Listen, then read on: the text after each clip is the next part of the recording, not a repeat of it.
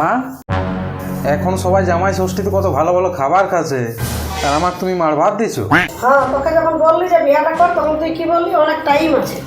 বন্ধুলাকে দেখ শ্বশুর ঘরে কেমন যায়, মাছ মাংস ভালো মন্দ খাচ্ছে। যেদিন বিয়েটা করবি সেদিন জামাই ষষ্ঠী পালন করবি, এখন মার ভাতটাই খা।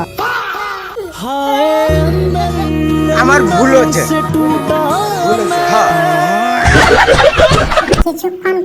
মা, হ্যাঁ বল। তোমার কথাটা আমি ভাইবে দেখলি, বুঝলে? এবার মনে হয় আমারও বিয়েটা করে নেওয়া উচিত।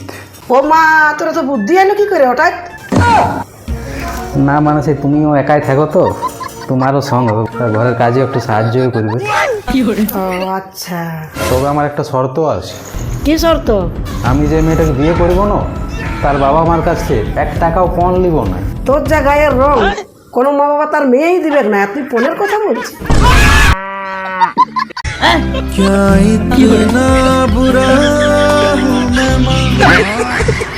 দিদা, দাদুই বলতেছিল তুমি নাকি আগে দমে পূজা পাশা করতে, হ্যাঁ করতি তো, তাইলে এখন কেন করো না? তারপর তোর মামুকে পাইয়ে গেলি।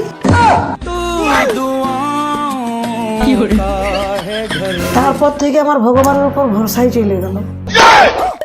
আমি কি চাইছিলি আর কি পারলি।